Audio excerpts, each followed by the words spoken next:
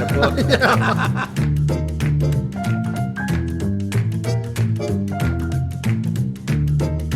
Welcome to another episode of the Supper Club.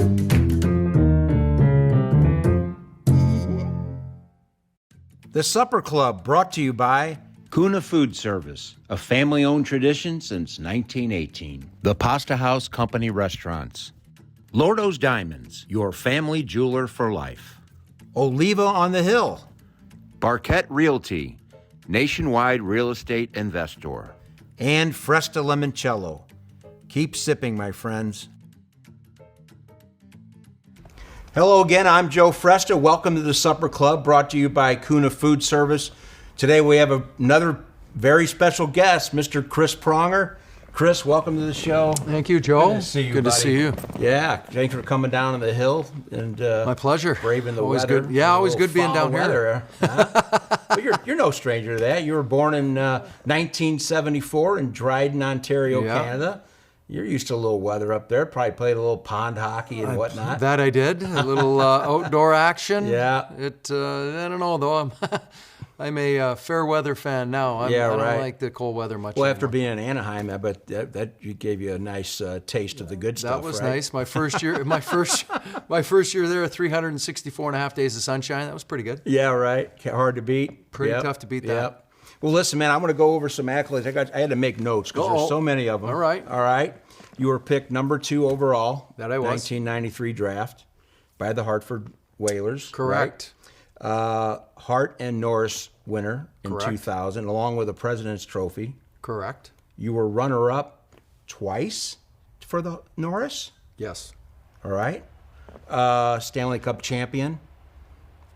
Right. 2007. Anaheim. Yeah. Played in 3. Yep. Right, with Philly and then Edmonton. Yep. Triple Gold Club. You're a member of that esteemed group. Do you know what it is? I know what it is. Stanley Cup.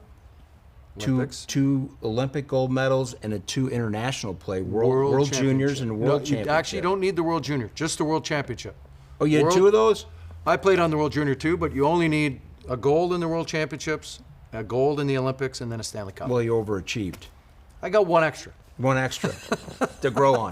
Not that you need to grow. Just in case. Yeah. But 6-time All-Star, Hockey Hall of Fame. Had to be a big deal for you. Yeah. St. Louis Blues Hockey Hall of Fame, right? Yep. And your jersey retired. Yes, sir. 1,167 games played. You average about, 80 games a season? Yeah, between 80. I think 1 year there was 84. Yeah. There was something, I don't know, we added extra for something. Pretty good with all the injuries you sustained. And Yeah. you were plus 183. Ooh, that's a good stat. Right? Nowadays, people don't like plus minus, but Back in my day, I liked it. Yeah. Well, for you, you did so well with it, but I'm not a real. I don't buy into it too much. There's too many other variables that can Correct. make you look bad. There's all kind of analytics now. Yeah, right. But 14 broken bones, At least. 16 surgeries, Correct. right, and 1 cardiac episode. One cardiac event. And there's 1 concussion we know of, but who knows how many. Yeah, there was quite a few. Yeah. Well, let's get right into it. You kind of went sort of an unconventional way. You played high school hockey and did. junior B, I did. right? Yeah. High school hockey is not really a big deal in Canada, is it? No. It's not like Minnesota exactly. or up east in Vermont, right? Those areas, Massachusetts, where it's really heavily weighted there here in the States. That's what I did. I was a high school junior B guy, and that's kind of where you and I don't mirror each other Diverged. anymore. That's it for me. Yeah. But then you get drafted by the Hartford Whalers. It had to be a big deal. Brian Burke calls your name, and you're off and running. Talk about that a little bit. Yeah, I kind of took my own unique path. Yeah. High school hockey, not a lot of, everybody was going to AAA and everybody was kind of going that route, and I chose to go the high school route. And as you said, played junior B down in Stratford, and then a couple years in the OHL with Peterborough Petes. Right. Right. And then drafted and played as an 18-year-old, the Right. vaunted Hartford Whalers. And then was quickly traded over here to St. Louis. That's right. Then you come to St. Louis. For some guy, I forget his name. What was his name again? Yeah, Brendan Oh, Shanahan. that's right. I forgot. Yeah. Nobody ever told me that. Who was well-liked, very popular player here. Very popular. And, no pressure there. No, none. But you're only there, you're in Hartford for 2 years, and then now you're in St. Louis. Was that, is it true, a lot of guys that get drafted, and you've got this idea in your head that, okay, this is where home's going to be for the rest of my career. You kind of think, I'm gonna play here. This is it. And then lo and behold, and you're young too, right? You forget that it's a business, okay? And then you get traded. Was that a little bit of a shock to you? How did you learn real quick it's a business? Yeah. I went in after that second year. We had just gone through the lockout. Did not have a great year. Went in, met with the GM at the time, Jim Rutherford. Right. And, he told me I was going to be, I'm their franchise player. They're going to build around me, all the things that we hear. Quickly realized that, yes, it is a business, and was traded probably 2 months after that conversation to the St. Louis Blues. Sure. Where I was ecstatic, going from Hartford, which not exactly a great hockey city, to St. Louis, where I got a chance to, I'm looking at the roster, Brett Hull, Al McInnes, they had just signed Grant Fuhr. Right. On and on and on. And, Jeff Courtnall and some veteran presence. Yeah. And, was excited about the opportunity and excited to, get a change of scenery and hopefully get off on the right foot, which I got off on the wrong foot. Yeah. Well, you're 18 years old. I mean, you're a young guy, and you're coming into a little money, and it's tough for you. It's not easy. Yeah, it wasn't really the money though. It just was. I just don't think I was young. I didn't quite understand. I hadn't quite understood expectation. I knew what the expectations were from a play perspective. Yeah. But from a maturity standpoint and understanding players' jobs are on the line, teammates' jobs are on the line, coaches' jobs are on the line, GM, management jobs are on the line. And just, hadn't quite grasped that. You're just happy to be in the league. You're excited to come to the rink every day and just apply your trade and just hadn't quite figured out what it was going to take to be what is called a true pro, and just the preparation and understanding of practice, gym, proper eating habits, and just all the stuff that goes into it outside of just playing the game, which I love to do. And, had moments of success and moments of failure and despair. And I think the roller coaster ride was too much like this, where I would be high after a good game and then I'd be super low after a bad game. And that delta between the two was way too much. Too much of a disparity. So I just needed to learn how to keep the ship steady. Yeah, you came into the league, you were 190, 6'6". I remember meeting you for the first time. You probably don't remember. It was at Harry's on Market. What's that place called? Yeah. It was like your second, I think it was like your second night in town, but you knew right where the hot spot was. I know that, because that's where I used to bum all the time. And we were sitting there hanging out. We were talking a little bit. I knew who you were, and a lot of people that, you had just blown into town. Yeah. And I was telling you how much you're going to love St. Louis, and how a lot of the guys end up finishing their careers and coming, whether they retire here or somewhere else. A lot of them just come back and get married, live out the rest of their lives, and raise their kids here. Yeah. But you were a little, I could tell you're a little bummed out. You got, you're in a new city, and again, it's a business. You find out quick. But how big was it for you to walk into a team with an Al McInnes as a fellow defenseman now? You've got Grant Fuhr behind you. How did those guys, sort of, welcome you in, maybe give you some a little bit of a platform to begin with? Yeah, I think you have to be a sponge. They've got such a wealth of knowledge. You've got to just soak it up and pay attention. Sure. How they handle the media, how they prepare for games, how they prepare for practice. Right. How hard they work in the gym, and just all the little things that add up over time. Right. And just, that first year was a huge learning experience 3/4 of the way through the year, we pick up Wayne Gretzky, and then I'm able to kind of learn how he dealt with the notoriety and the circus that would follow him from city to city, and Right. all of the notoriety and whatnot, and that also took the eyeballs off me. I'd struggled the first 50 games into the season, and just, it was tough. Yeah, the fans, again, Shanny was a fan favorite. You came in, you didn't get off to the best start, and immediately they start comparing. Even though it's not apples to apples, he was a forward, a power forward. You were a defenseman, but still, it was that trade that they always looked at, what they gave up and what they got back. But I'm sure Gretz took a lot of that pressure off you as soon as he came to town. He did. Right? He did me a massive favor. All the media guys were going to their corner of the locker room, right? All of a sudden, you got a little peace and quiet. It's not the media. It's the fans who paid attention to him. They left me alone. They weren't really focused on me anymore, thank God. And they kind of averted their eyes over to watch him and pay attention to him. And it gave me the space to kind of... I was already kind of bottoming out and kind of coming back up and kind of figuring it out, but it just gave me the space and the wherewithal to kind of really get my game back to developing and growing again, in better shape, and just not really in my own head worrying about, am I going to make a mistake, am I going to do this? I was just reading, reacting, and playing the game I loved, and just letting my instincts take over, which you have to in hockey. When was the wake-up call when you thought to yourself, okay, I got to quit dicking around. I got to really bear down and drill down and really be a professional athlete. Yeah. That means on the ice, off the ice, in the off season. Yeah.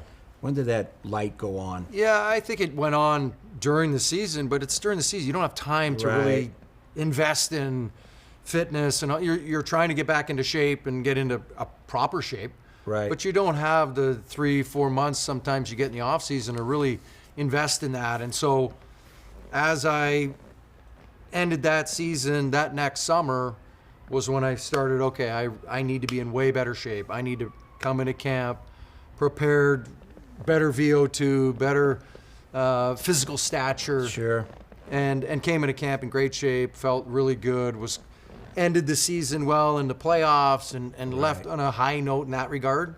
Yeah. And so that confidence spilled over into my training, spilled over into coming into camp with a positive attitude, and really, and I think as I kind of turned that corner, I think the fans started to see some of the talent and see my abilities and what I could do for the team. And also, I think your teammates see how much effort you put in and how much work you're putting in to change and develop and kind of get rid of that word potential. Right. And have that now evolve into actually playing and developing. I remember when Al came over from Calgary, and I watched him, this was before you arrived, but he seemed like one of those guys that just really was always down the business. He was all hockey all the time. Really, how much of a influence was he in making that transition into the player that you would become? Yeah, he was very instrumental. After that next summer, met with his trainer. And it's funny, I go to Al's house to meet his trainer, and I walk in the door, and he's standing like 5 feet over here to my left. Okay. And I walk in, and he says, looks at me. I walk back. He goes, okay, walk back. He's like, you got a bad right knee? I go, yeah. Oh, wow. He goes, oh, you got a sore left shoulder? I go, yeah. All by watching He could watch your gait. All by watching my gait and how my body moved. He could pick out, okay, his left shoulder's dropped. Wow. He's protecting the other knee. He's kind of, gait's not smooth. Yeah, little cattywampus. So, and so he just, he's like, I need to remake how you eat. I need to, show you, okay, we got to rehab these injuries. And then before you even start lifting heavy and preparing for the season, rehabbing these injuries so that your body is functioning properly. Right. And then you can do these things. A little funky going into a gym with a 2.5 pound weight, working on your rotator cuff while everybody's in there pounding out 300 pounds.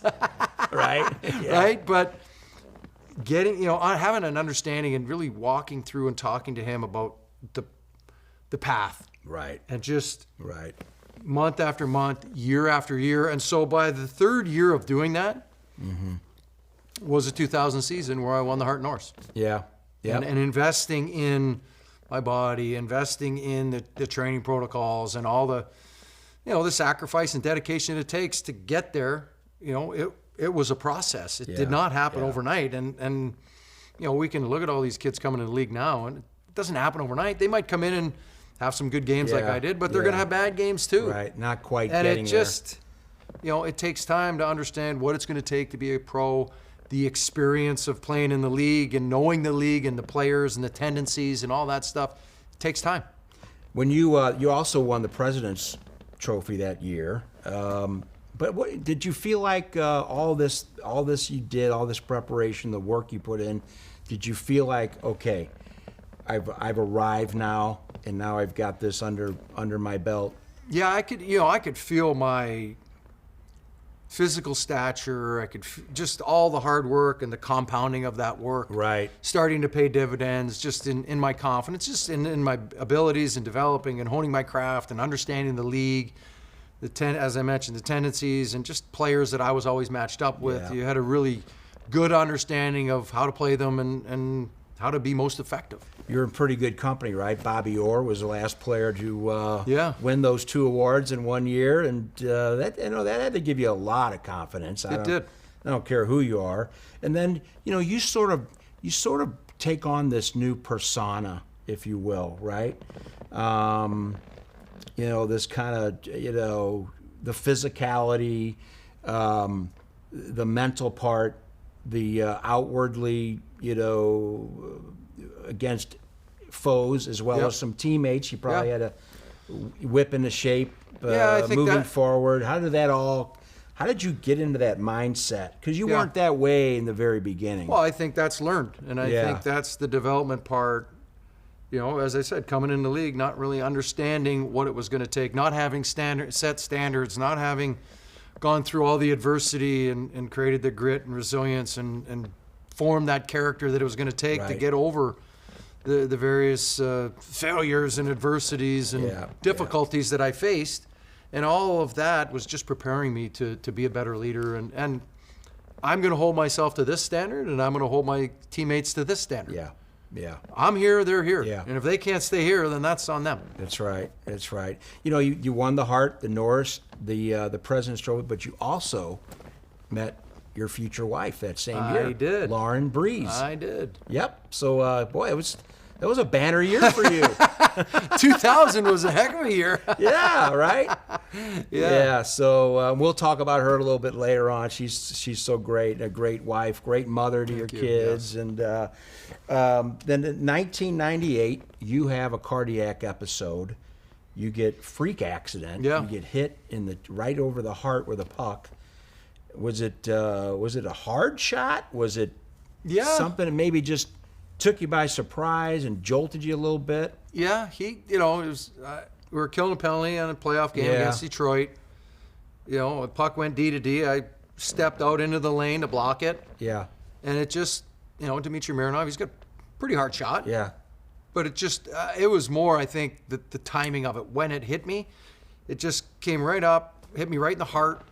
It just knocked the wind out of me a little bit. Skipped a beat, maybe. It did. So it hit me in the heart. I covered the puck, get a whistle, and in my head, I'm like, all right, get up, get the whistle, get up, go to the bench, because we're we're right there. Yeah. And in my head, I'm telling myself to get up and get to the bench. Get out of here. Let's get Then up. I blacked out. Yeah. But I still got, before I passed out, I still got up. Luckily, I had my hands in front of me, and I just trundled forward onto my hands. Right. Otherwise, it would have broke my face probably. Yeah. Kind of landed on it, kind of banged my head a little bit over here, and then next thing you know, I wake up and I'm staring up in the rafters, looking at all the banners and retired numbers and trainers right here. Ray. and so what happened is commotio cordis.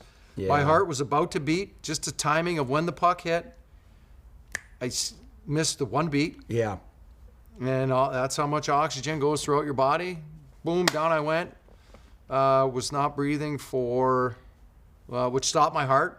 And I was not breathing for like 25 seconds. Yeah. My lips were starting to turn blue. Oh, boy. And then Ray was panicking because they had no defibrillator. Oh.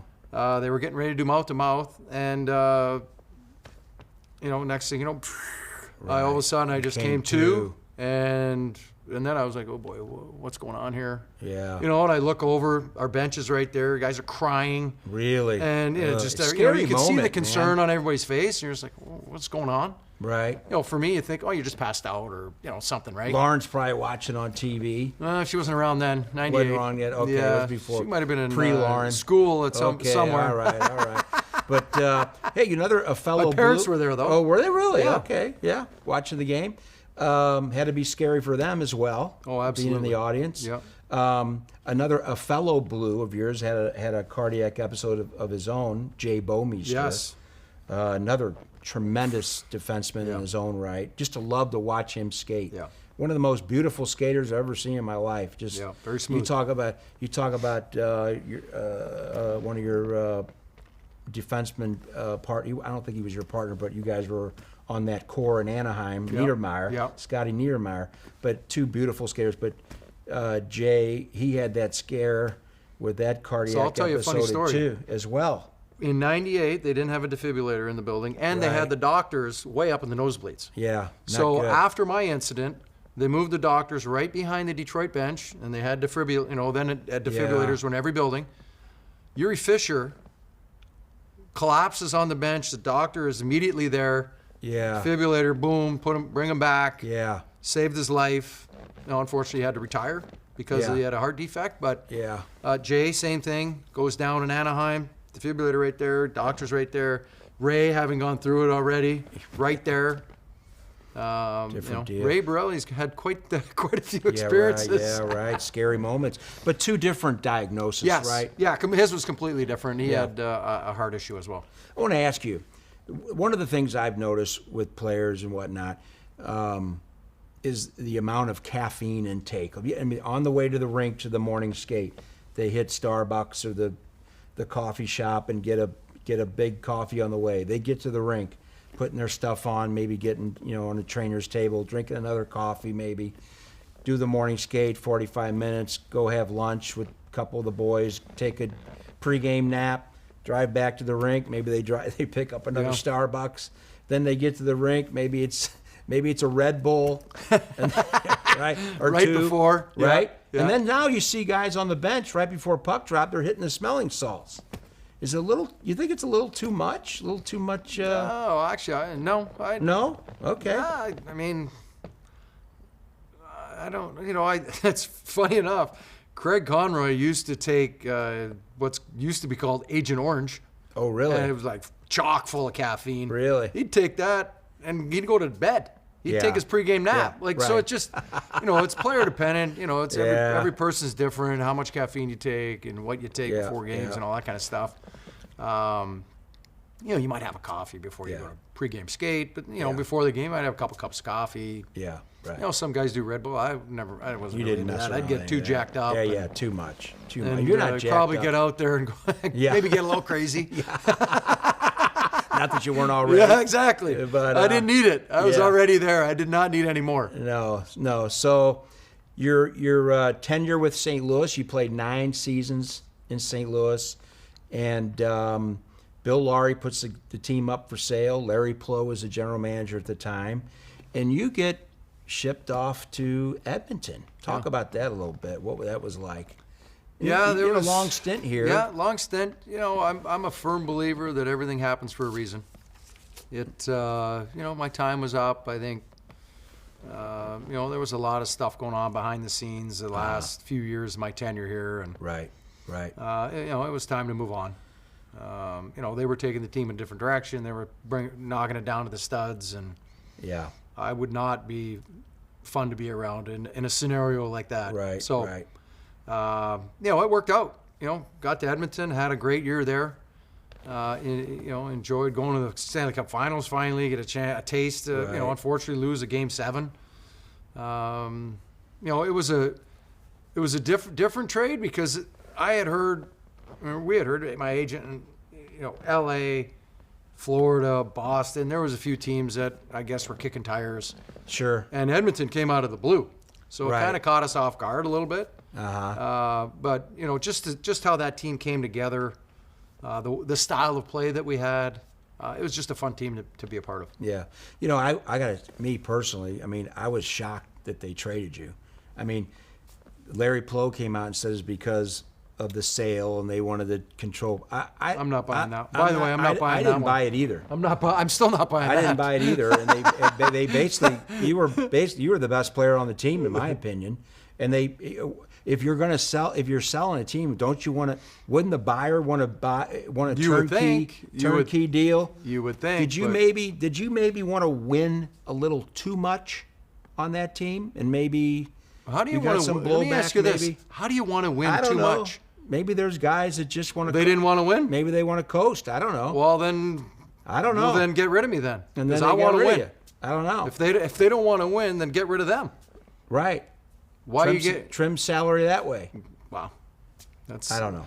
It's water under the bridge now. It is water under the bridge. We get Eric Brewer in return, who's, in my opinion, my humble opinion, is no Chris Pronger.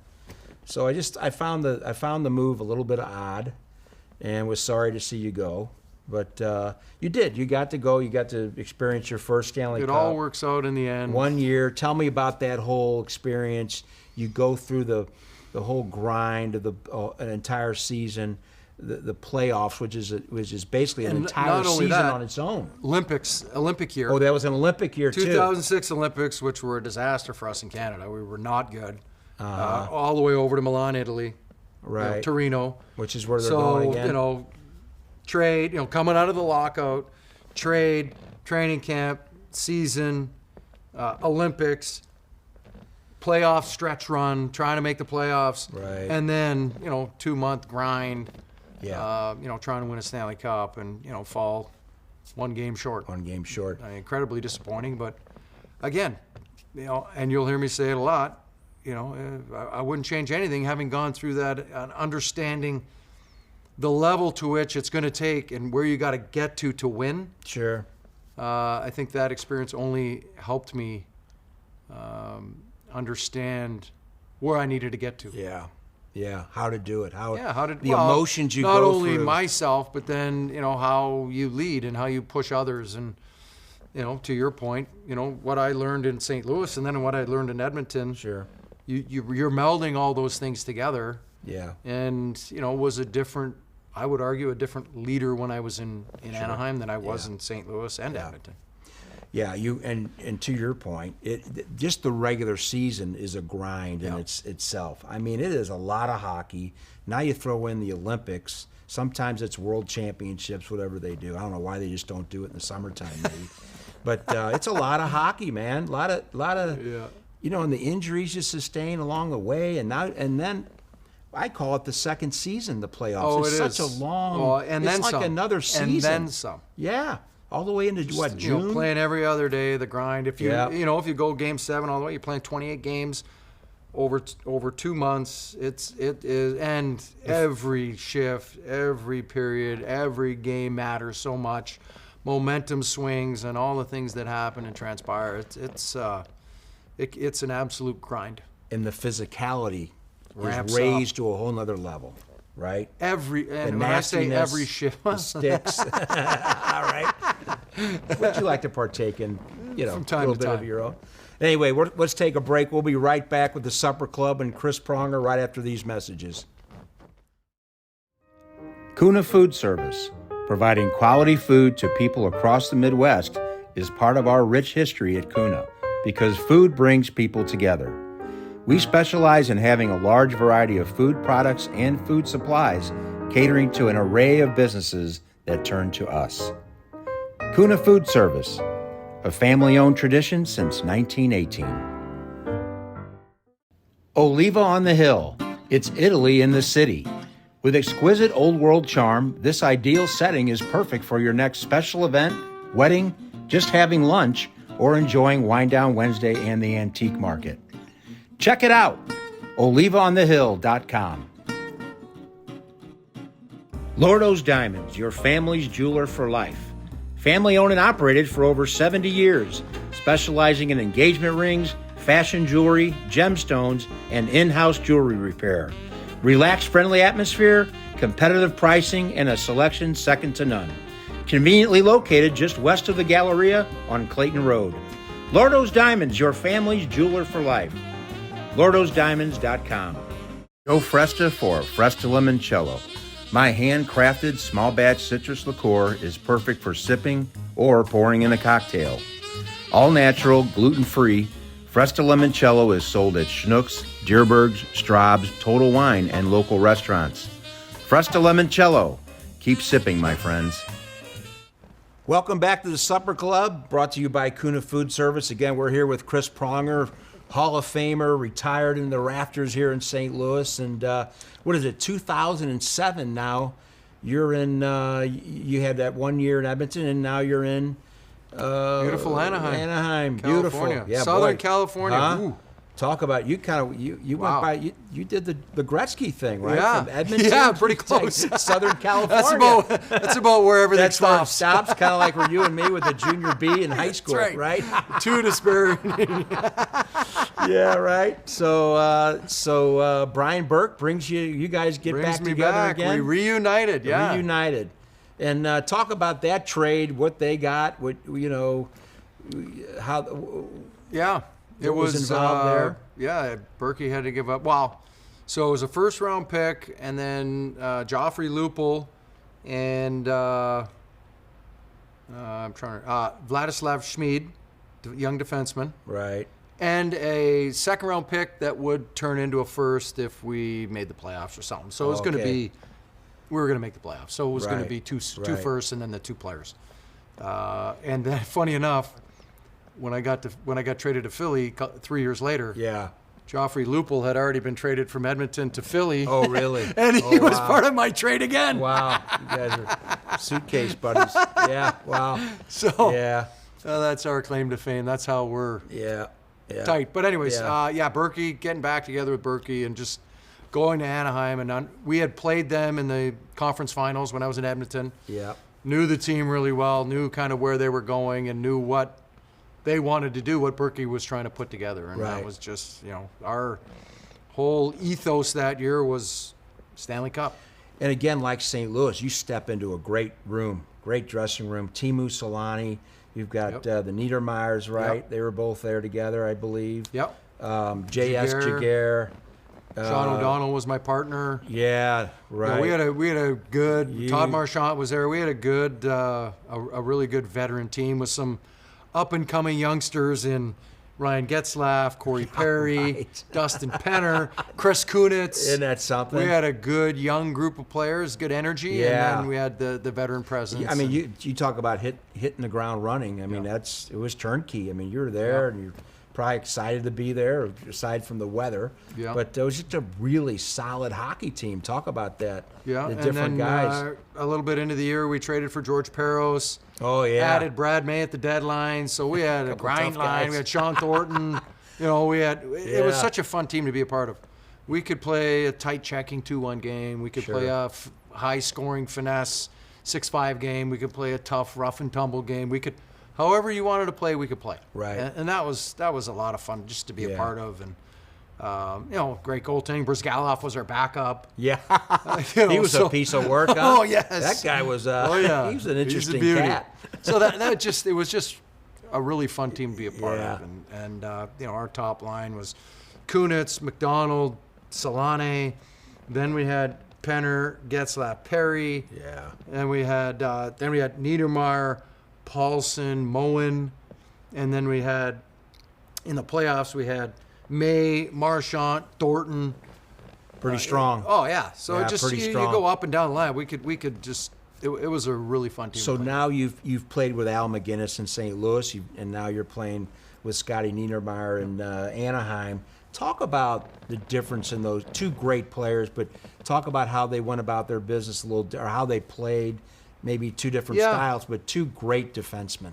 I think everybody looks at Al and they think of this big slap shot and Right. point production and whatnot. He was a sneaky, gritty defender Yeah. and competitive. Yeah. Yes, he was. Sometimes his defensive abilities get lost in all the points and the Right. slap The slap shot, shot. and all the rest of that. Scotty, same thing. Like you see this beautiful skater and playmaking ability and rush prowess. Makes it look easy. Floating around out there, super simple, easy game. But then you see the competitiveness in how he defends and how gritty he plays the game. Yeah. Just nice to see him get mad. I loved seeing him get mad and aggressive and compete, and you saw it a lot. When you're not on somebody's team, you're not really paying attention. You see very little of that. Right. But when you're there night in, night out, day in, day out, practice, games, you see how hard they compete. You see how they practice, and he was a great teammate, great leader. Yeah. And a good polar, yin and yang. Yeah. Very quiet, lead by example, and I was the vocal guy, and then, knew now's Scotty's time. And when he spoke, Scotty's talking. Yeah, E.F. Hutton. Yeah, exactly. Like, yeah, right. Everybody just kind of, Scotty's Yeah. going to say something. He didn't talk a lot, but when he did, everybody. More of a leader by example. But could grab the microphone, if you will, and talk I would say understated. Understated. Not that he never talked. It's just understated in the sense that he let his play speak for itself. Sure.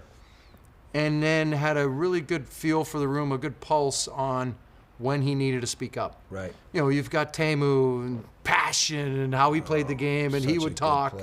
And then I would talk, and Marchand would talk, and Robbie Niedermeyer would talk. Yeah. We had and Sean O'Donnell once in a while. We had a lot of different leaders in our locker room. Right. And then Scotty knew when it was his time. Sure. When he needed. You all did. You all knew when it was your time. When he needed to kind of be the guy. Yeah. Right. He would step up and just, as I said, learning from my time in St. Louis as a leader to then being in Edmonton where I didn't wear a letter, but I was a leader. Right. And then going to Anaheim, just all those experiences, going from Hartford to St. Louis to Edmonton and now going to Anaheim, having a better understanding of what works for me and I think what works for me with the team and how I need to present myself and what's going to work best with the other leaders in the room. Yep. And not being the same. Right. And trying to add a different presence to the room. It's a mix. Yeah. Because you had a lot of leaders in that room, which is extraordinary. You're putting together all the pieces, and it's got to come together at the right time. And I think that was the beautiful part about our locker room. You get some young guys speaking up, and it can't be one guy. It can't be just the guys that wear a letter. The whole room has to buy into it. Yeah. And that was the cool part. We self-policed one another and brought one another along. Guys struggling, you're bringing them along. Guys doing great. Just little things. The little things details, take care of the big things. Exactly. Those little details, the moments where you show you care about your teammate, you're backing one another up on the ice, you're backing one another up in practice. Yeah. In the locker room. Yeah. It just. Back in the early days, it'd be back dinners. each other up at the bar. Yeah. The game has changed much from those points. But everybody got a cell phone now. Yeah. Can't get away with all that stuff. But back to Al. I got a quick story about Al. And I was around a lot of pro baseball players too when we owned Mike Shannon's restaurant. Mm-hmm. And one of my best friends was the bullpen catcher for the Cardinals. And I'd be down there in the bullpen near him, watching him warm up, some of these guys. And Lee Smith, when he was throwing, you could hear the ball go by. It was like a sizzle. Right. Now, back to Al. I'm skating with Al. I was against Al, but he was retired at this point, and we're playing. I'm out on kind of in the high slot area, kind of watching a guy, whatever. And the puck gets back to Al. He winds up, and I'm like, oh shit. Yeah. And he lets go of this thing. Thank God it was on the ice. Yeah. I didn't see it. First of all, I didn't see it. But the puck sizzled as it went by me. I'm not kidding you. And I had never heard a puck do that before in my life. He could really hit it, brother. Cannon. He had a cannon. Did you learn anything from him about a shot? He had that curve on the heel curve. Heel curve. Yep. And well, number one, he didn't want to take one-timers, so everybody's like, oh, why doesn't he play the one-timer? He's like, I will not. He's going to kill somebody in front of the net. He can't control it because he didn't know where it's going to go. So we always played lefty-righty, so he could walk in and shoot. That's just kind of the setup we had. Yeah. And even on the 5-on-3s, lefty-righty, not a one-timer, one-timer from bottom to top. Right. coming straight into it. Yeah. He would do that. He would do that. He did not like doing the side to side, east west one-timers. Why not? Why didn't Because he couldn't control it, and he didn't know where it was going. I'm telling you, he would have killed somebody. He could have killed somebody. Oh, 100%. I remember one time he broke the plexiglass behind the net on a shot. I don't know. I can't He remember what it broke a was. couple goalies' hands. I mean, he scored right. from the red line. Yeah. There was one time Joe Murphy, I think, he went from us. He went to, I think he was either in Minnesota or I forget where he went. Detroit, maybe? No. I forget where he was. And he went out. Puck went around D to D, and he went out. And he's like, "Oh, he's like, Al's shooting." He got out of the way. He's like, "Al's shooting." I'm out here, but now Al's I'm out here, but oh my God, I'm getting out of the way. The puck was over Don't hit the other me. D, but now Al's got it. Don't hit me. Oh, boy. Yeah. Yeah. But anyway, you got to play with two. Yeah. Well, 2 Hall of Famers. 2 Hall of Famers, and then now yourself. So there you go. Yeah. But then you guys, you go to another Stanley Cup, right? Yeah. Talk about the journey there and how you got there and the whole, whole process. Yeah, And, kind of like my time here in St. Louis. Things kind of wound down in Anaheim. They, again, new GM, trying to put his own stamp on the team. And, the owner, I think, wanted to cut payroll. And, right. kind of is what it is. What was it like, though? You had lost in Edmonton, but now you come to the pinnacle, you win a Stanley Cup. What was that feeling like? Took me 13 years. I don't know So if you think were- about I it. don't- 13 years, Yeah. 966 games, playoffs and regular season. And you start wondering, am I ever going to win? Yeah, right. Number one. Right. And on top of that, it's just the compounding of, pressure on your, you're putting on yourself. Like you need to perform at a high level. You need to push your teammates and as we've talked about, hold them accountable, but teach them how to push themselves, how to prepare, kind of similar to my early days, learning on the fly, mentoring. I had a great mentor in Brad McCrimmon in Hartford. Oh, yeah. Then, obviously Al here in St. Louis. And then you become the mentee, and you need to find guys and kind of bring them along. And you're pushing buttons, and you're understanding, just like those years in Hartford. Yeah. We may not have been Stanley Cup contenders, but jobs are on the line. You're like, okay, you're in the infancy of your career. I'm not now. I want to win. I need to win. Kind of like Connor McDavid right now with everything that's going on with him. He needs to win. Yeah, he does. That's his legacy. Like, do you really want to be the player who, I'm going to say I was going to be the greatest player never to win, but one of those players that never won a cup? There's a few guys out there in professional sports who are just phenomenal players in their own right, in whatever sport they play. Do you want to be one of those guys? Yeah, no, you don't. And that's where you're like, okay, I'm winning. I got to win. And you learn quick. It's a short window, man. I mean, you never know when it's going to be over. That's right. So when we have that opportunity in Anaheim, Scotty was the only guy who had won a cup. A bunch of us had been to Stanley Cup. The Ducks got there in 2004 against the Devils. Right. So a number of the guys on the team had been to a Stanley Cup final but had not won. Yeah. So just having that experience and then understanding, okay, this is our opportunity now to do it. Yeah. We all bought in and just had a very good understanding of Stanley Cup or bust. Yeah. And we all need to be committed. We have to believe we can do it and buy into what our coach was selling. And you know what? Not only just your years pro, back to Peterborough, back when playing youth hockey, your mom and dad, the sacrifices they made for you and your brother Sean. Yep. You talk about your brother Sean a little bit, driving you to the practices, the games, and to pay for hockey and all this kind of stuff. I mean, you gotta, you probably when you get in the room, or maybe you get a little, you're thinking about all that stuff too, right? I mean, it's all part of it. Yeah, you're thinking about after you accomplish it. My parents are there, my brother was there, my kids were there.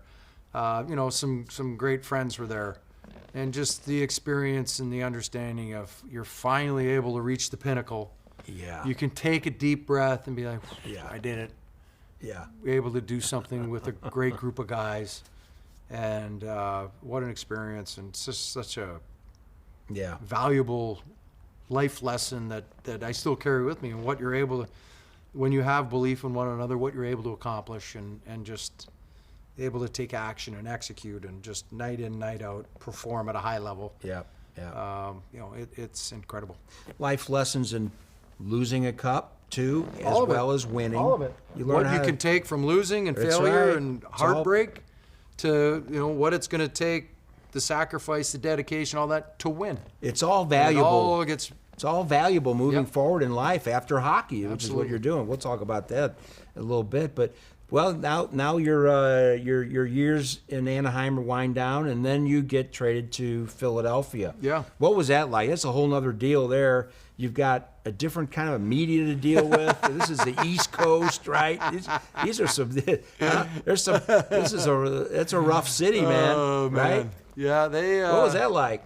It was good. I you know what? I had heard all the stories about Philadelphia media and all that stuff. I'm 34. I've been in the league 15 years now. So I have a reputation.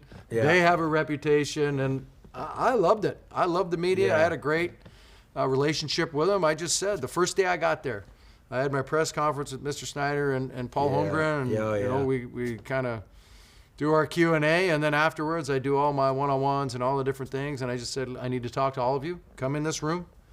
Yeah. And I'm like, listen, here's the deal. Yeah. I don't care if you rip me. I don't care if you praise me. Right. But I got one rule. Don't ever misquote me. Right. And if outside of that, you're good. I'm fair game. Outside of that, I'm good. If you don't misquote me, I'll talk to you every day. And they were fair game to you too. Oh, absolutely. I saw you do it. Absolutely. Ask good questions too. Yeah. And now you're reunited with Paul Holmgren, right? Absolutely. You're again, Coach days and to now GM. Yeah.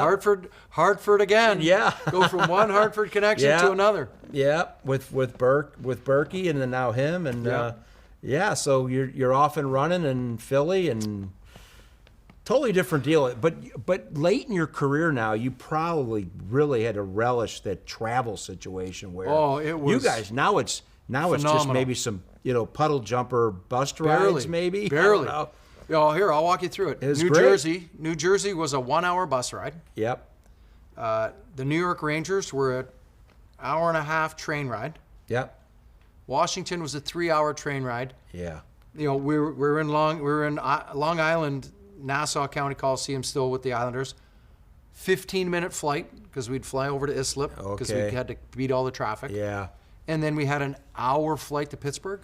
That was our travel. Yeah. Wow. I was in my bed after games, road games. It's such a disparity from Philly to Anaheim. After road games, there's plenty of times where I was in bed before midnight.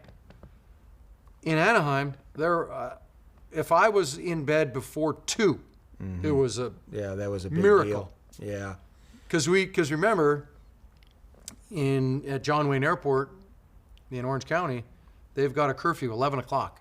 Oh, okay. So we would have to fly into LAX, bus down to the game rink, get in our cars, and then drive home. Mm-hmm. So it added probably another couple hours. Right. To our travel schedule just because of that. So totally different. Just completely different. Just the wear and tear on your body over a long grind of a season. Did you want to go to Did you specify you wanted to go to East Coast for that travel? No, there were two teams. It's funny you talk about all these trades and how what teams are buying for you. Mm-hmm. There was 2 teams trading for me, Philly and San Jose. Oh, really? Where do you think Anaheim's going to send me? Uh-huh. Do they really want me in San Jose kicking their ass every day? Right. No, they're going to absolutely not. Different they conference. Played San Jose against Philly to get the price up. And sure. Yep. So you're in Philly, totally different atmosphere, right? It's you relished it though. It was great. You know what? Loved it. I would have loved to have been there earlier in my career. Just I knew I was on. I don't know if I was on the back 9, but I knew I was 7th inning. Yeah. What were you, 30? I was 34 when I got there. 34 when I got there. I knew it was going to be my last contract. I got there, signed a new extension. I knew it was going to be my last contract. But just, Mr. Snyder, just committed to winning, willing to do whatever it takes. Such a great man and awesome to be, a Flyer everything that entailed the Broad Street Bullies and just the whole thing. Everything surrounding the team and the Bobby city. Clark. And it's just awesome. Did you spend any time with him? Absolutely. Yeah. Absolutely. He was a lot like you back in the 70s. He was a hard-nosed guy. A lot of Serious those as a Broad heart Street attack. Bully, Bernie Prawn, who just passed away. Oh, yeah. Dave Awesome, Schultz. awesome guy. Dave Schultz, Bob Kelly, Clark Key, Bill Barber, Joe Watson. I mean, just, Don Selesky. All these guys were around. Moose DuPont. Yeah. Such a great group around, just the presence and just great legacy. Incredible. So my first game, preseason game. Yeah. Two things. I get out for warm up. I do my lap. I grab a puck and I turn and I look at the little crowd in the glass. There's a guy with a Flyers tattoo. He's got a shaved head and he's got a Flyers tattoo logo. Wow. Right on the side of his head. Etched into his hair? Into his head. Oh, into his head. Head. Wasn't it a tattoo? It was a tattoo. It was a tattoo. Okay. Into his head. Hey. And I'm just like, and it was this big. Yeah. It was huge. Yeah. And I'm like, oh boy, serious. welcome to Philly. And so I'm like, all right, this will be fun. Yeah. So I think the score was something like 5. We were winning 5-1. Yeah. It was like 3 minutes left. Yeah. And some guy, a few rows back behind the bench, do something out there, Pronger. I turn around and I look. Preseason, bud. It's quiet. I turn around and I look, buddy, it's 5-1. Like, they want you to fight. They want you to, entertain them. Yeah. And that's what was so great about is how passionate they were and just how aggressive and the style of play that they loved. It's right up my alley. By this time in your career, you're probably you're lugging 30, 32 minutes a game by this time? In Philly, 29, 30 minutes a game. Yeah. How did you manage that going through 3 periods? Yeah. Talk about that a little bit. Yeah, I think that goes back to my time in St. Louis and just the compounding of my training, eating, just the preparation in the summer, and then, adding on to it over the years of what I need to do during the season, maintenance and training, and just, some days you're like, okay, I got to train. You're looking at the schedule. You're like, okay, after this game, I need to train. I need to lift. And it might affect you the next game, but it's not for the next game. It's for down the line when you're in the playoffs. And just, you really got to be thoughtful about what you're doing, how you're doing it, and what the long game looks like. And again, the travel helped. And Tremendous. Tremendous. People have no idea. To be fresh, get, recovery, sleep. Sleep in your own bed. Where do you recover? Sleep. Sleep in your own bed, absolutely. I think, too, you, by this time you had a reputation, right? And it afforded you a lot of room, right? Like I would watch you, latter part of your career. You had the ability to slow a game down. Let's say you're on a team that maybe wasn't as run and gun as the other team, but you had that ability to say, okay, you could take the puck back, maybe, dither around it a little bit, get behind the net, start over, bring everybody back up the ice, and sort of negate that the opponent, maybe they were a little more faster. You had that ability to slow a game down all by yourself.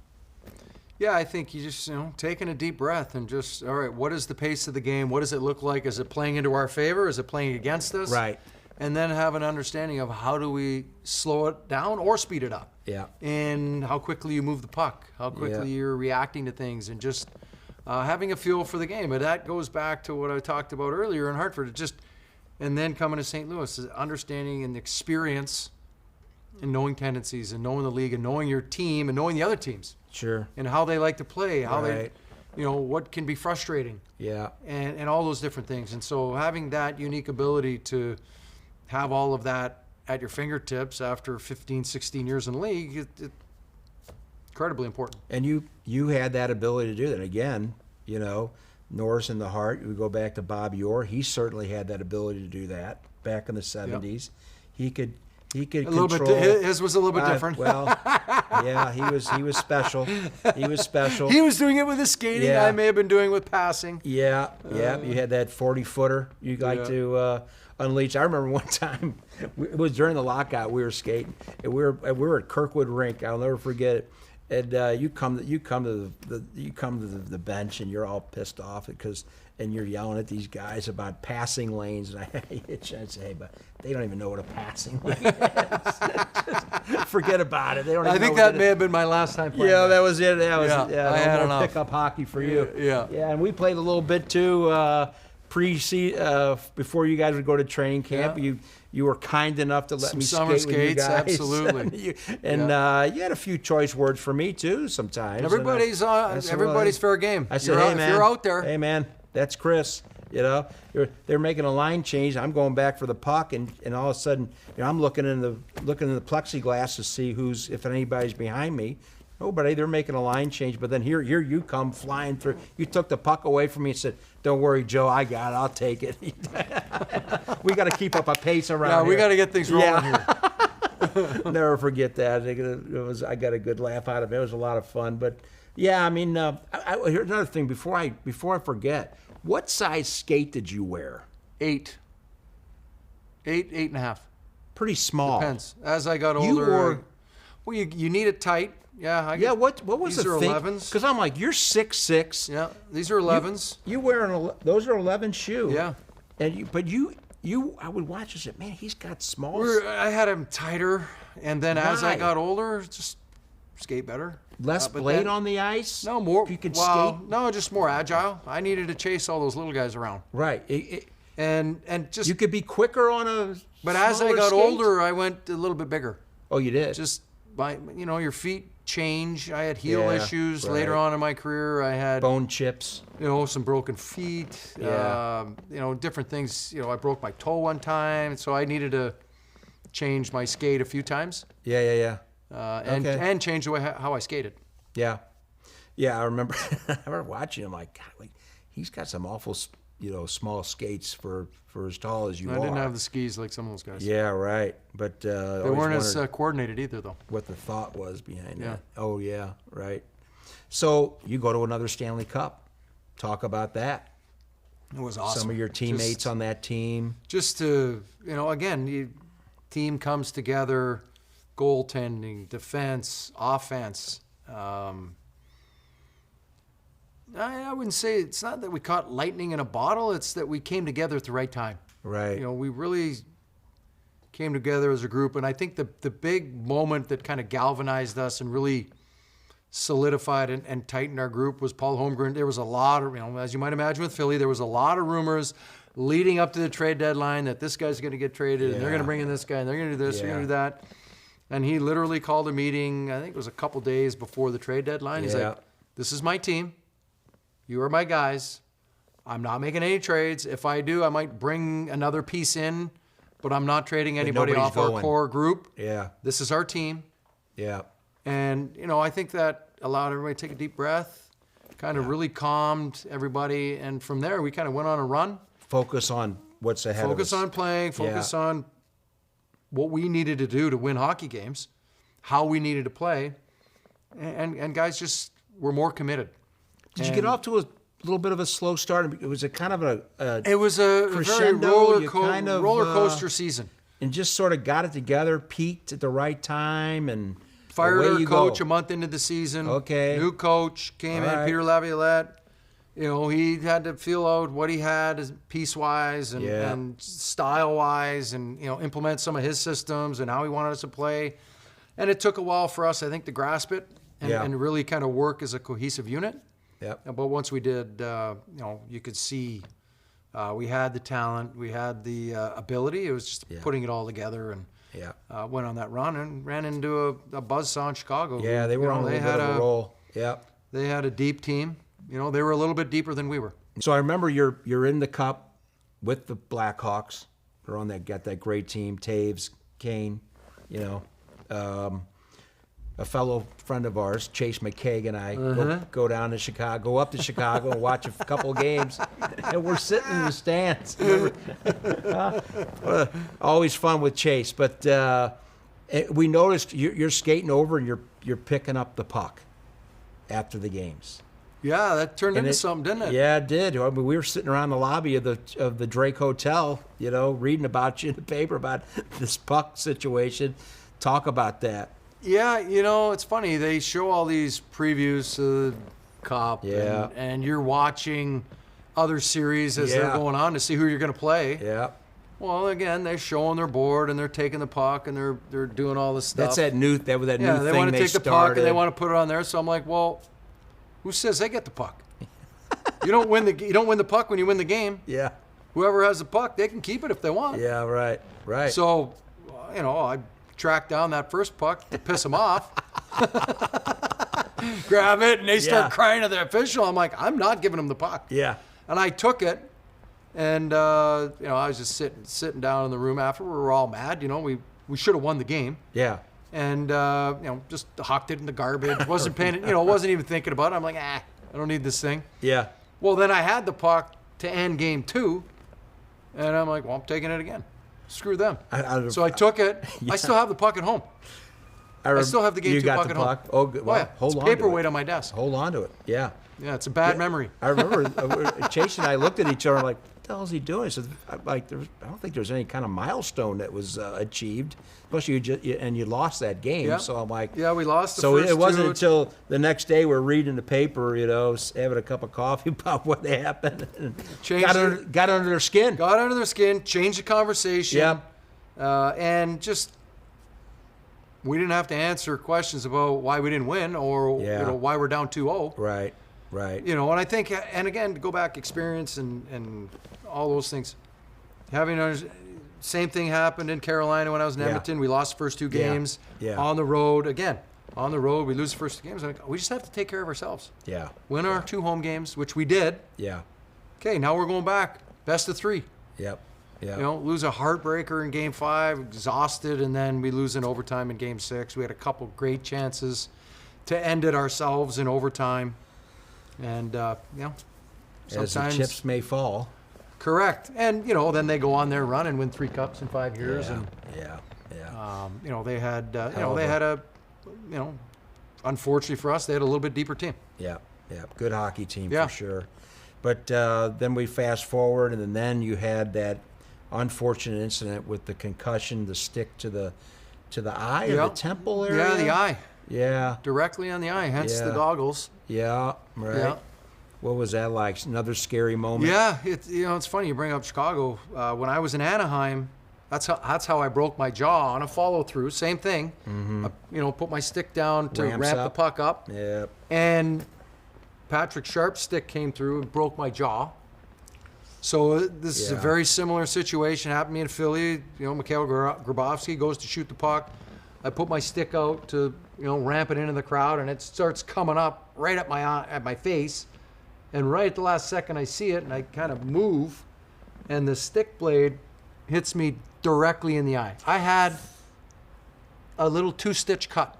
That's it. It was straight in right into my eyeball. Okay. And so, barely cut. It was just leaking a little bit.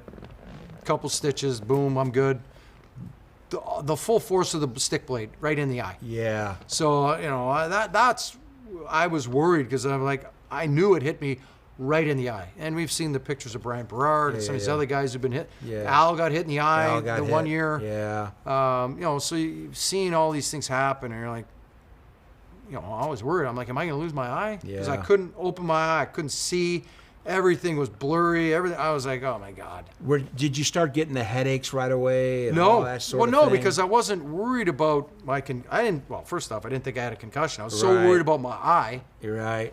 Yeah. That because of all the hemorrhaging and everything going on with my eye, I had to lay in bed for 9 days straight. I laid in bed and just put these drops in and just tried to flush out all the blood. Yeah. And just clear up the eye and just kind of get it. Right. Make sure it's good. Yeah. Make sure my eye was good. And then on day 10, I went for a little walk. Day 11, I rode the bike. Day 12, I went to the rink and skated by myself. Okay. Day 13, I skated with the team. Day 14, I played. Oh, you did play? Went back and played. I played 5 games. Went back, played against Tampa, the game where I stood there and they, I'm like, hey, come on. When they were playing the 1-4. And then we played in Florida. Then we went to Carolina, and then we went home, played against Phoenix, and then I went up to Winnipeg. And with each successive game, I was, nauseous, Headaches were getting worse every day. You know, I was no longer just focused on my eye. Now my eye was fine, relatively speaking. Yeah. You know, what I didn't realize is that it was a little bit blurry. Yeah. Right. You know, because you're still seeing. You see with the other eye. You're still seeing it. You know, your other eye takes over. This was the Yeah. dominant eye, and this takes over. Yeah. And Yeah. so, you know, everything looks fine. But I was getting very nauseous. Headaches were getting worse. I just foggy, was not processing things as quickly as I normally do. I used to have a great sixth sense when people are around me. You know, you're going to turn, somebody's there. Right. None of that. Gone. Yeah. Gone. The And peripheral vision was peripheral gone. vision was which was the problem Al had. not that, I just couldn't see great. Yeah. This way. And then every game, it got worse. And then I got to Winnipeg, first year back in the league, 15,000 people, intimate building, loud. Right. Loud, super loud. I went to take a one-timer. I fell down.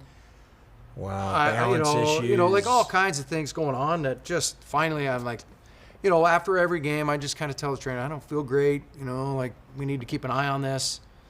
And then by that last game, I'm like, I got to get checked out. There's something going on here. It's not, for the first little bit, I was thinking, all right, I'm out of shape. It took 14 days off. Trying to ramp it up. Give myself a little bit of grace, but also maybe push it off on something else that it's not my eye, it's not my head. Until finally, I'm like, there's something wrong. Right. And you had to come to terms to it. Yeah, I had to come to terms, and also had to, come to the realization, okay, something is drastically wrong because you're getting worse, you're not getting better. Right. Clearly, you're not out of shape. Right. It's something else. So, as I started kind of going through all that, then I went to a couple different doctors. Finally, went to Pittsburgh to see Mickey Collins at the UPMC, and he just kind of looked at my laundry list of injuries and my file, and started talking to me and walked me through everything. And he's like, "You're done. Wow. Like you're not playing again. You're 38. You're, you've had, let alone what's going on with your head, your body, everything." Yeah. Then not long after that, I had knee surgery and some other stuff I had to fix. Yeah, we said at the beginning of the broadcast. Lots of miles in the body. You were banged up. Lots of miles in the body. And that's how it goes.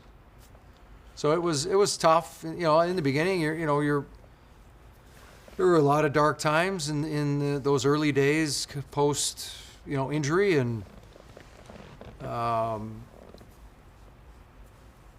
thankful that, Mr. Snyder and the Flyers and, fans, City of Philadelphia. I mean, it sucks. Yeah. We had high expectations for the year, high expectations of that team. There's, he's just constantly like, what if you didn't get hurt?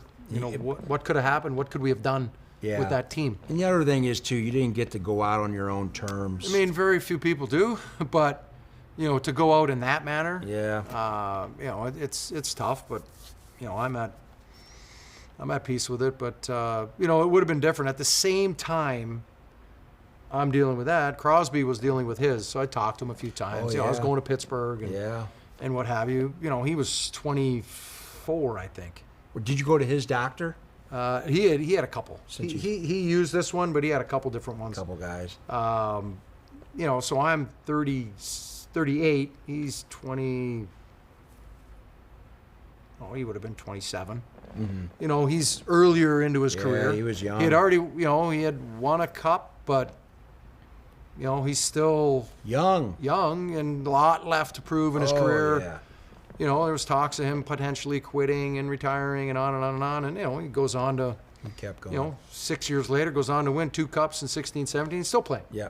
So it just, I think it's funny how these things can play out and at what stage of your career. If I was at his stage, my feelings about everything would be much different. Sure. I was at the end, last contract, nothing left to prove. Nothing left to prove. No, absolutely with not. The career I had and everything, there's nothing left to prove. So I was a little more at peace with it. Sure. If I was much younger, I would have had a problem. Oh yeah. Even bigger problem. Yeah. All right, I want to get into some other questions. You play with Gretzky. You play with Mario Lemieux. Yep. How were those players different in their skill level, skill ability? I think Mario's stature, much bigger player. Yeah. 6'4", 6'5". Okay. Yeah, 6'5"-ish.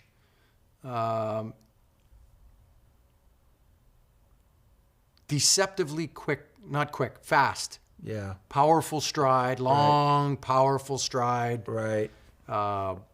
He doesn't look like he's going as fast as he is.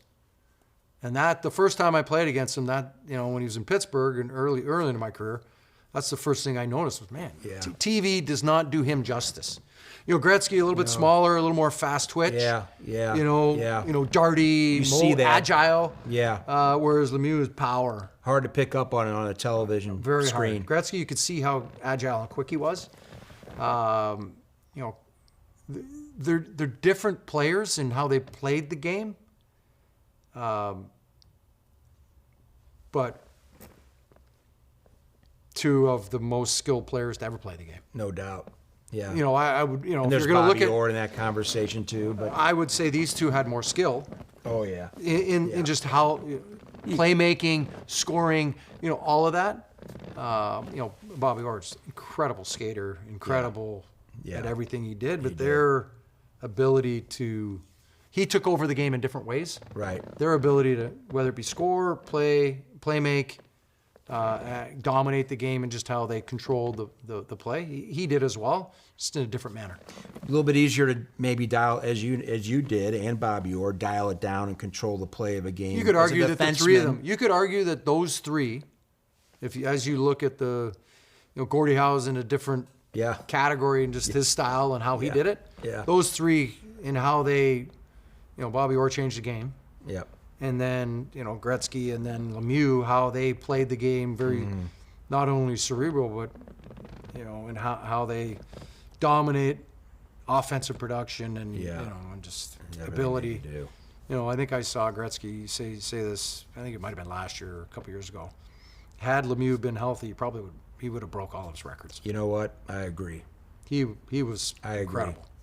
Just, bad back, cancer. Yeah. I mean, just go down the laundry list of issues he had. Yeah, I remember. Wayne had the bad back and some other issues too. Yeah. So, yeah. I mean, you never know. I mean, he missed a couple years there in L.A. with the bad back and the cross-check and from Suter and all that. So, who knows how many points he could have ended up with. Right. I remember seeing him on a magazine cover. He looked like just a regular player, whatever. There was all this anticipation about him coming into the league. And I go down to the St. Louis Arena to see him play for the first time. He comes out on the ice, and I couldn't believe how big he was.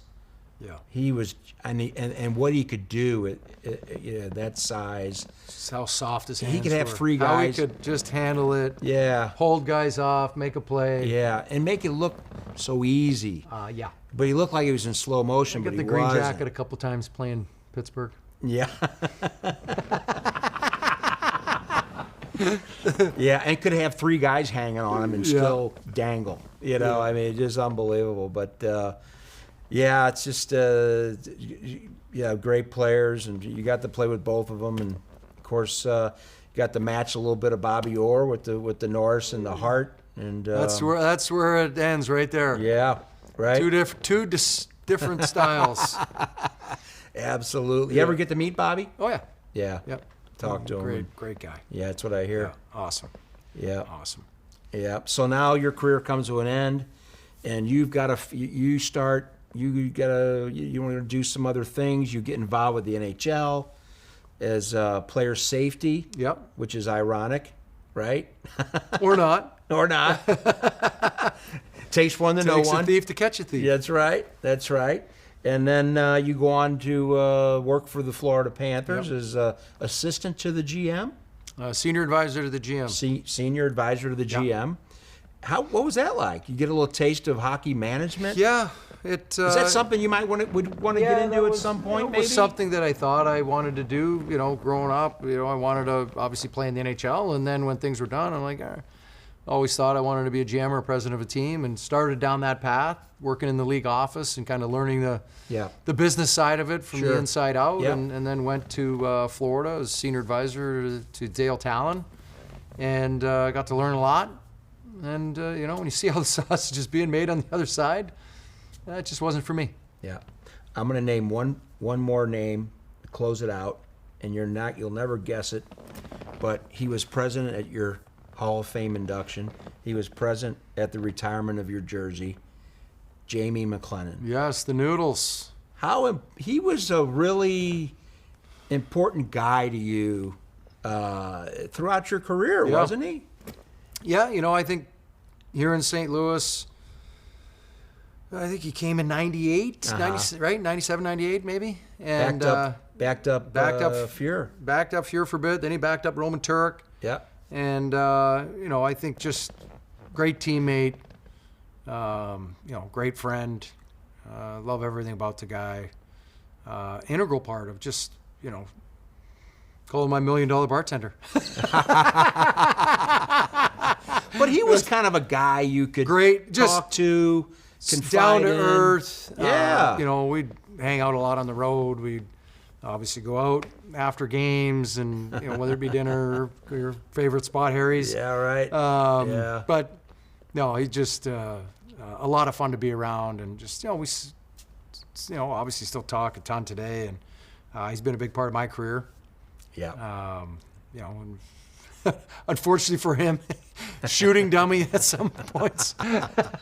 That's what people don't realize about the backup goalie. They get all the high heat. Yeah, right. You leave the starter alone, and the backup gets all the high heat. Yeah. So put a little more. You get a little more mustard on those. Yeah. They take a bit of abuse. But and that's great. What's great about him? Knew his role. Yeah. Knew he was going to probably play 20, 25 games and just help the starting goaltender. And you saw, of course, of his career. He stuck around a long time. He did. For a reason. Yep. Great teammate, great backup, and was really good with the starter in kind of keeping them on track and a part of the winning program. All right, real quick, your wife, Lauren, just recently wrote a book. Yes. It's an international bestseller. It is an international bestseller. And she does a lot of, wellness type things, which is really great. I've watched a lot of her content, which is fabulous. Yes. Probably has helped you a lot. Absolutely. And talk about her a little bit. Yeah, look at you. You're a specimen. All because of her. She's the architect of this. Look at this. But, talk a little bit about Lauren and, everything from raising your kids while you were a player and all that kind of thing and to what she's doing now. Yeah. Really cool. Yeah, I think. Travel company. Yeah. I think, people kind of take spouses for granted, in professional athletics and just we're gone a lot, whether it be on the road, focused on playing, preparing, and whatnot. And, and even when you are home, a lot of times you're not focused on being home. You're focused on what you got to do next or what you just did. Yeah. And, there's just a lot going on upstairs and you're not really present sometimes. No. And so, they play a vital role in kind of keeping the ship moving in the right, the right direction. And, from St. Louis to Edmonton to Anaheim to Philly. The moves. All the moves and then coming back here to St. Louis. And as you said, just integral part of taking a lot of weight off of my shoulders as I was playing. And then, you want to pay it forward a little bit when you're done. And, I had to get healthy and deal with all that stuff. Right. That post-playing and concussion and and all that stuff. Yeah. And then you want to support her in her endeavors and what That's right. They have goals and dreams and things they want to do. And she's doing it. Post-playing days. And she's so, doing it. Now super well, and her book is, as you said, a #1 international bestseller. And she's been kind of working towards this since she was young.